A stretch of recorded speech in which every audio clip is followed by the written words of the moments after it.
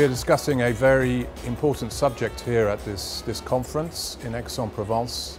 It's about the implementation of environmental law, and the lack of implementation is causing damage to people and to wildlife right across Europe.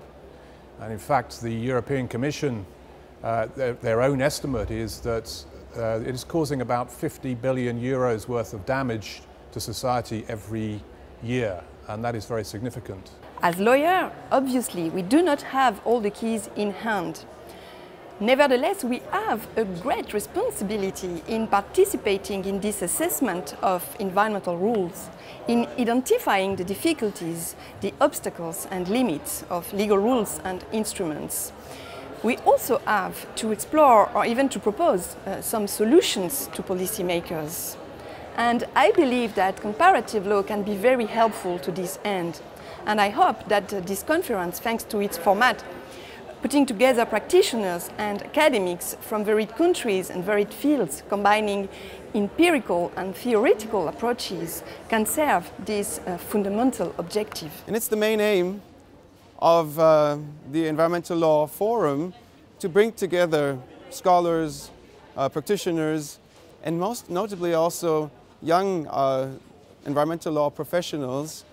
And I'm really enthusiastic to see how this third Environmental Forum's conference in Aix-en-Provence is accomplishing these aims.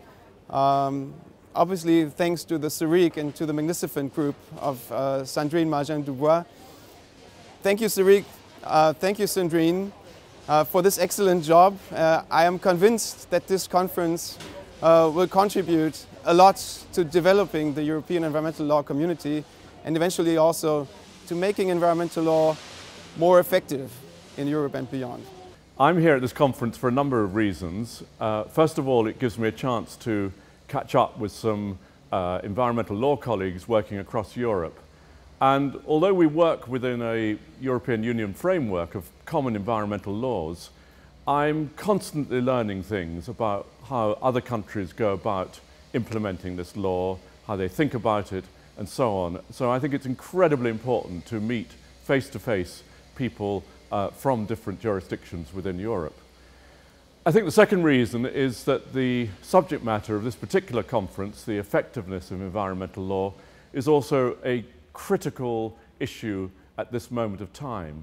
What we've done within Europe is to create a lot of really rather good laws as such, but creating laws is only half the story, and if you don't implement the laws which are in the book, it's really meaningless.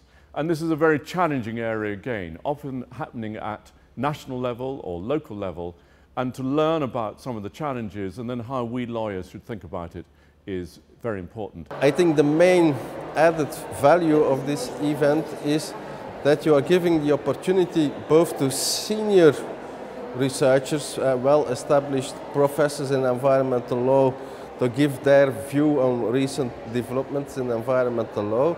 But I think what is even more important, to involve junior researchers, so researchers which are working on their PhD to present their research, to learn from the more senior researchers, and also to share experiences. That's very useful to me in my work because we're always trying to look for problems and ways to address them. And coming to a place like this, to a conference like this, it can help me identify what are the problems in environmental law and governance, what are the issues, and also what are the possible solutions. What are people thinking about? New mechanisms or better use of existing mechanisms, or just identifying what works and what doesn't.